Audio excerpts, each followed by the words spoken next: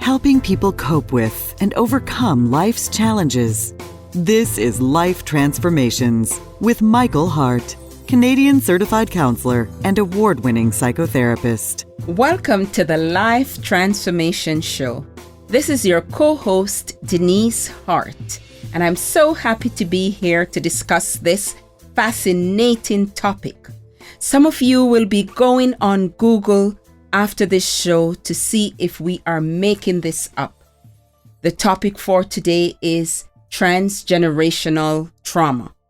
And we have Michael Hart, psychotherapist of Elim Counseling Services, who will be explaining what is transgenerational trauma and why we need to know about it. Welcome, Michael.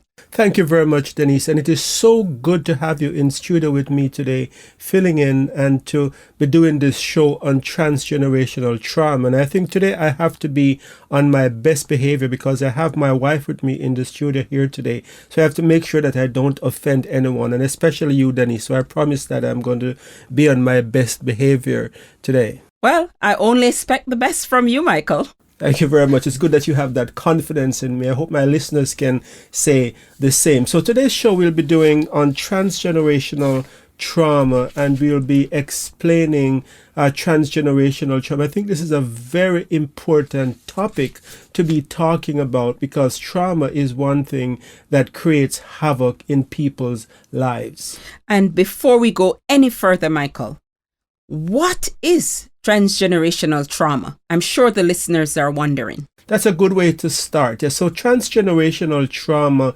is the study of how trauma from one generation can be passed on to subsequent generation through the genes of the person who have suffered the trauma. And so a mother can pass on trauma to her children and her grandchildren, and similarly a father can pass on trauma to subsequent generation if there are unresolved trauma that has not been dealt with. There is a study, the field of scientific studies actually called epigenetics, and the term epi is a Greek word that actually means on top of. So epigenetics actually means on top of the genes. So what scientists are observing is that when people suffer severe trauma in their life or go through any kind of hardship, severe hardship that creates stress, that there's actually a chemical mark that is left on top of the genes of that person that can be transmitted to the next generation. So, Michael, do you have a biblical text that you would like to use as background for this show? Yes, the text that I would like to use for today, Denise, is from Genesis chapter 16. And it is the story of Abraham, Sarah, and Hagar.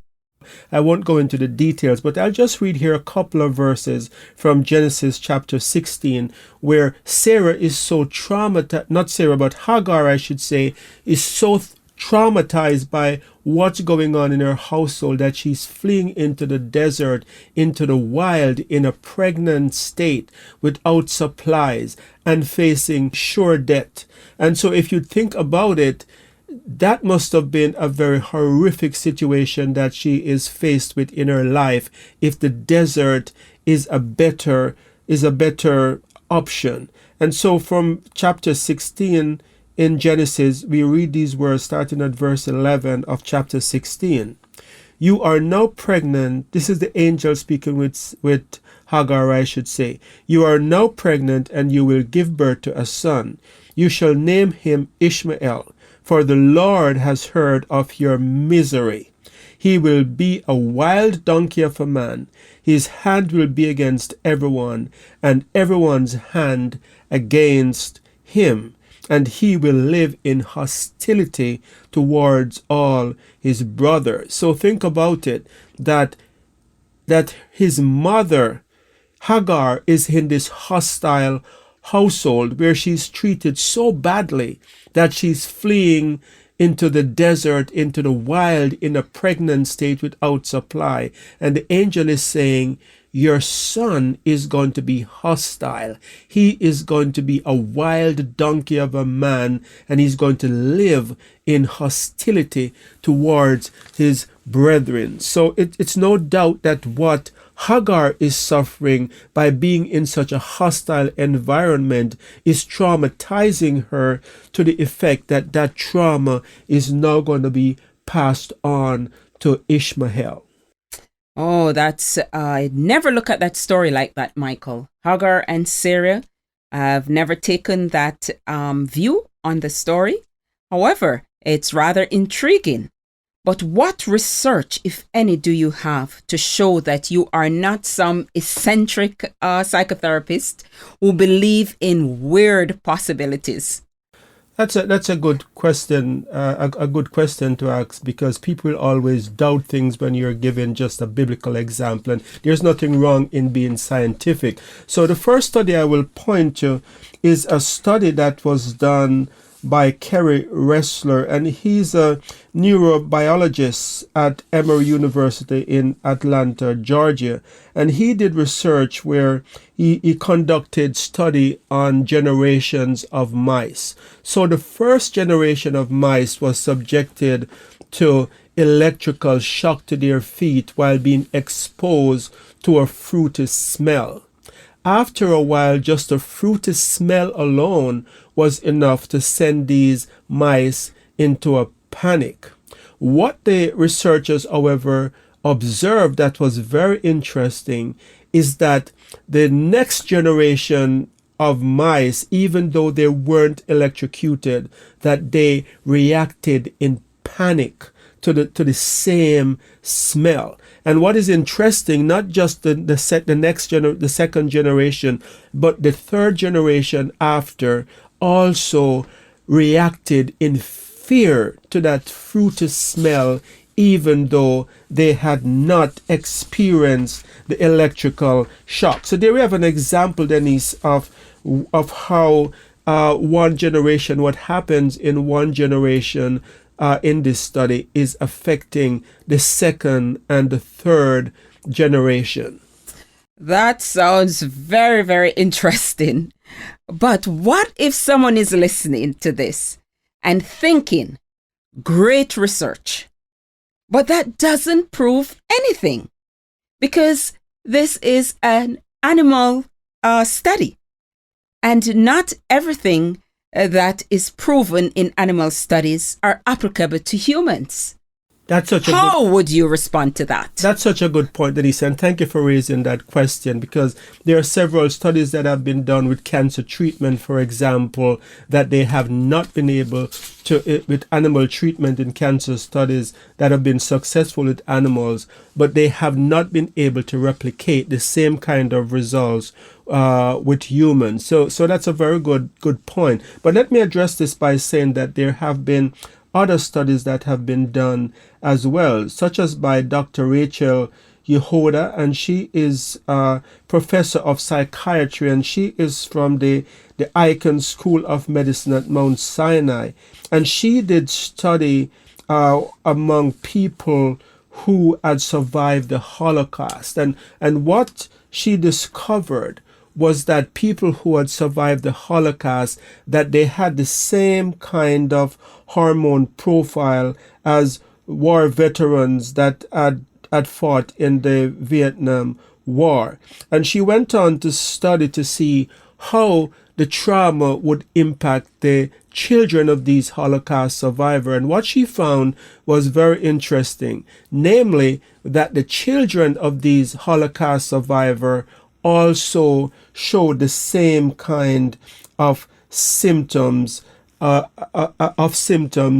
the people who experienced the Holocaust, even though they did not live through those experiences themselves. So it's not just an animal study, it has also been shown in human study that this is indeed quite possible. And she became interested in this study because she would observe that the behaviors of certain segments of her community were exhibiting symptoms that their the previous generation exhibited. And so her study actually proved that there was in fact an effect that has been passed on to the next generation.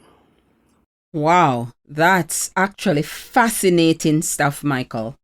But let's take this closer to home and talk about your experiences as a psychotherapist. You have a vast knowledge and experience as a psychotherapist for many years. Have you experienced anything in your practice that would make a convincing argument to skeptics? Yes, I think some of the most memorable experiences that I can think of, one being in the form of a dream where a client who had a specific nightmare that affected him for many years, and the nightmare was so severe that he would wake up in a sweat, and he would be so, it would seem so real, that he would actually have to go and check his house to see if the windows are locked and to see if there is actually a burglar coming in. But this nightmare was always about a burglar breaking into his home. And even though he lived in a safe neighborhood and he has never experienced any burglary, he still had this recurring dream as that a burglar nightmare that the burglar was breaking into his house. So when we talked about this, I asked him if anyone in his family had experienced something similar, and he said not that he knew of, because nothing has ever been talked about a breaking or anyone being traumatized by a breaking. So what I did as a result of that, I said, why don't you go and talk to your parents to see if they know anything about burglary that has happened where someone has been traumatized by an experience. And so he actually went and speak with his dad, and his dad shared an experience where he was in fact traumatized as a little boy because a burglar broke into his home, and there was a big fight between the burglar and his father that ended up in the father being in blood and almost dying as a result of trying to protect his family. So this young man who had no knowledge of this because it was never talked about in the family actually was experiencing something through the nightmares that seemed so real. And what was interesting is that oftentimes the way his father described what happened to him was similar to what he experienced in the nightmare. But that's not the only example. If it was just one example, then someone could say, well, this is just maybe coincidence. But I have had other examples as well, where people who have actually suffered, people who actually have fear of some things that they have no reason, they have no knowledge as to why they're afraid of some things like thunderstorm, for example, and they would say, well, I don't understand it, but if there's ever a thunderstorm, I have this intense fear as if I am going to die, and I don't know where it come from, and ever since I was a child, I was told that I have always been like this. And then someone else, when we did do the generational genogram, which is a process that we sometimes take clients through, where we do a genogram of trauma that has been in previous generation, someone in that family died in a thunderstorm as a result of being struck by lightning. So in these examples, we see that it's not just a chance incident, but there are actually things that are taking place in people's fear system, the amygdala of the brain, that has been transferred from the previous generation.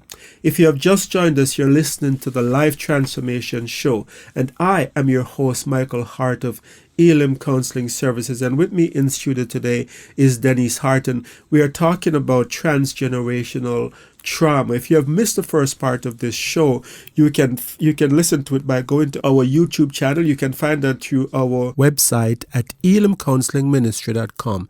Elim is spelled E-L-I-M, counseling with 2 L's, ministry.com. And then I think it's important for us to remind the listeners that we have a retreat that's coming up in June 5 to 8, 2020, and this is at the Providence Point in Lanark. And this is a fantastic opportunity for you to work through transgenerational trauma or any generational effect that you're trying to break. If you would like to go to this retreat, do not wait to register. We only have 12 spots and people are already registering. Again, 1-877-544-3546. So Dennis, we have been talking about transgenerational trauma, and we have talked about how the effect can be passed on to the next generation, and I've given a couple of examples. So those are some of the examples that I can think of, and I think there are many others that I could go into, but these are just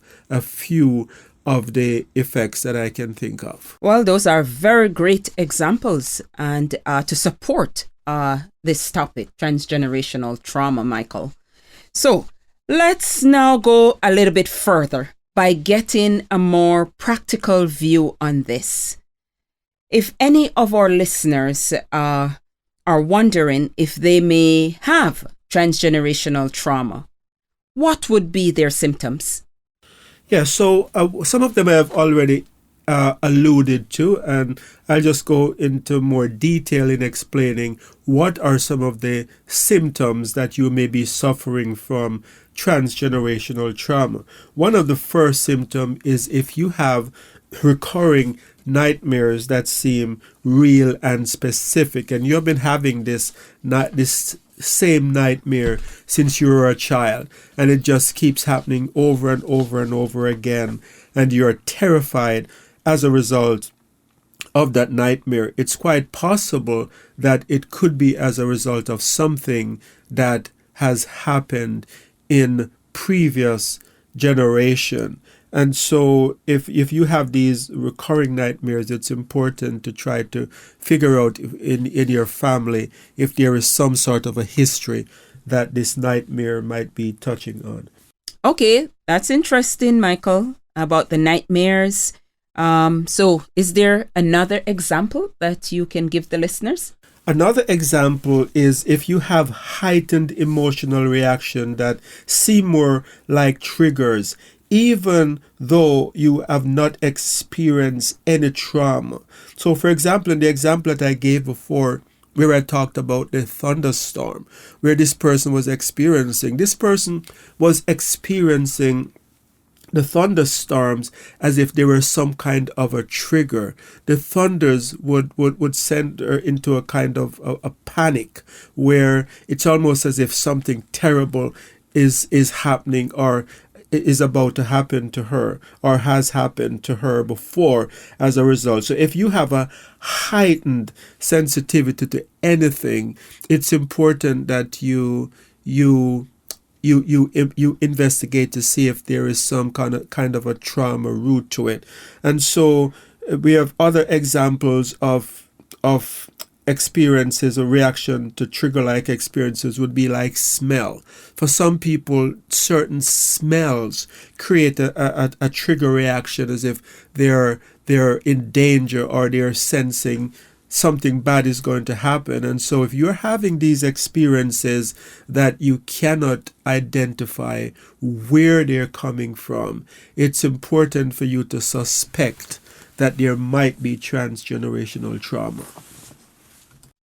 And would you have other examples to share? Yes, another example that I can think of, those are the two examples so far, but there's some time when people have a pervasive and prevailing sense that they're in danger in certain situations, even though they have not experienced any trauma directly. And so if you have certain situations, it might be going to a certain a certain place where whenever you're in that place, you have this sense of danger, but you can't seem to explain why is it that I feel this fear whenever I am in this type of a place.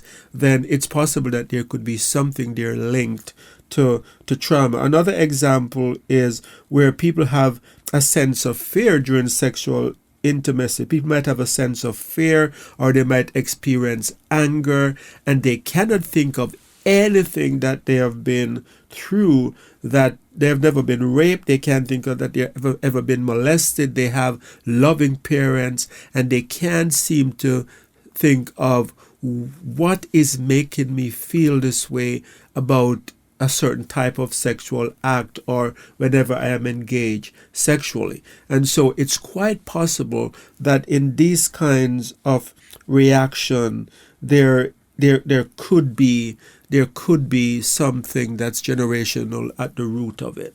And so going back to the story, could you identify any of the symptoms in the story, in the biblical text?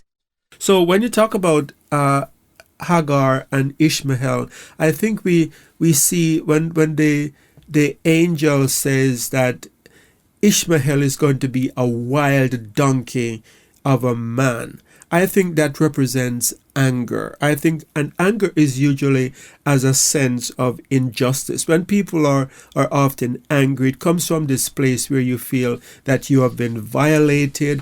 There's some kind of injustice that has been done. And if you look at that story of Ishmael and Sarah, you can see that there was a great injustice that was done to Hagar. Hagar didn't ask to become pregnant. She was approached by Sarah and Abraham and offered to carry a child for them.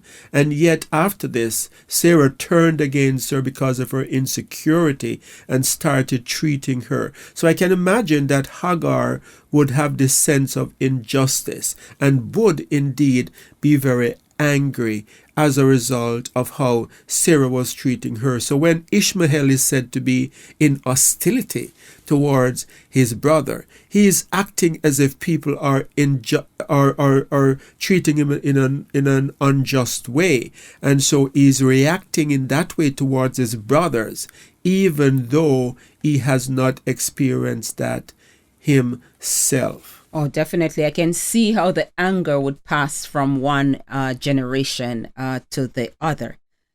So if our listeners are thinking, how can they identify with any of these symptoms?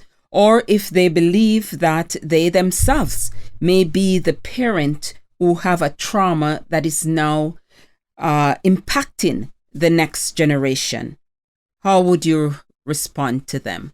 So you're saying that if a person can identify with any of these symptoms, like they're listening and they're saying, I have these symptoms. Yes, what should one do? Right. Or if they feel that maybe they have passed on these symptoms to the next generation. I think it is important to be able to talk about trauma, because I think trauma keeps its power when we are afraid of it, when we behave as if it is something to be feared. It locks the power of the trauma within us, and that is what leaves the mark on our DNA, because those chemical reactions, when you live in fear of something, it's not just a mental anguish. They're actually physiological chemical changes, I should say, and physiological changes that is taking place inside your body. And so epigenetics is showing that there is actually an observable mark that is left on top of the DNA when trauma is not resolved. So if you are listening to this show and you feel that you have experienced trauma and there is a risk that this trauma could be passed on to the next generation, I would say the first thing to do is to find a therapist that can help you with that trauma so that they can help you to work through it. Some people believe that if they just don't talk about it, then it doesn't affect them. That's the furthest thing from the truth. When you don't talk about trauma because you're afraid of talking about it, that's what gives it the power. So if you are that parent or you're thinking of becoming a parent and you feel, I have some things in my life that I have not resolved. It's important that you get help and you work it through. The second category, or the second part of your question, is about if it's impacting the next generation. Yes. So if you're one of those, if you're listening and you can identify with some of what I have talked about possible symptoms of transgenerational trauma, and you can identify with those symptoms, the good news is that in my practice, I have seen where people have found freedom once the family starts to talk about the trauma. I have had many people who have come in to me who have been suffering with transgenerational trauma, and some of them have been medicated to treat the symptoms of it. But I find that for many of these people, the trauma, the symptoms of the trauma actually stop when the family is able to acknowledge that this did happen to your grandfather, or this did happen to your mom, and begin to have dialogue about it in a setting where they feel safe. So in other words, when I say that it's a setting that they feel safe, if you're so traumatized by your trauma that you feel like you might fall apart if you talk about it, it's important to find a therapist that you feel safe, and the family can, maybe you can go in first and talk about it, but the family can also come in, and together you can begin to explore as a family the trauma and how it affects you. And there's a lot more that I would like to say about this, but we have quickly come to the end of today's show. So what I would like to do at this time is to invite you, if you have not yet worked on your trauma, or you have anything in your life that you feel you have these symptoms in your life that we have talked about in this show, I would strongly suggest that you get help to try to deal with the root causes. Medication is good, and I believe in medication in helping clients get through certain conditions, or even to help them while you're getting therapy. But I think you need to also go to the root of why you're feeling that way. And so it's important to find someone who can help you to deal with the root of your pain. I think it is also very important to find opportunities to heal. And Dennis, earlier on in the show, we talked about our healing retreat that is coming up on June. Did you say? June 5th to 7th. June 5th to 7th. I think I said 5th to 8th. So it's June 5th to 7th. So that's a Friday evening until the Sunday midday. And so if you want to have an opportunity to focus on your mental health and also your physical health, because as we have seen, Denise, many people who come to these retreat also get healed physically once they work through the emotional pain. So if you'd like to register for this healing retreat, please remember to give us a call at 1-877-544-3546, or for your convenience, you can register by our website at elimcounselingministry.com. Elim is spelled E-L-I-M, counseling with 2 L's, ministry.com. So it's important that you know that there is hope, but you need to reach out for help, and don't believe that because you are not talking about it, that it's not affecting you and people that you love. So we're quickly out of time today. So until next time, this is your host, Michael Hart of Elim Counseling Services. And your co-host, Denise Hart. Praying that God would bless you in all your relationships and keep you sound in mind and pure in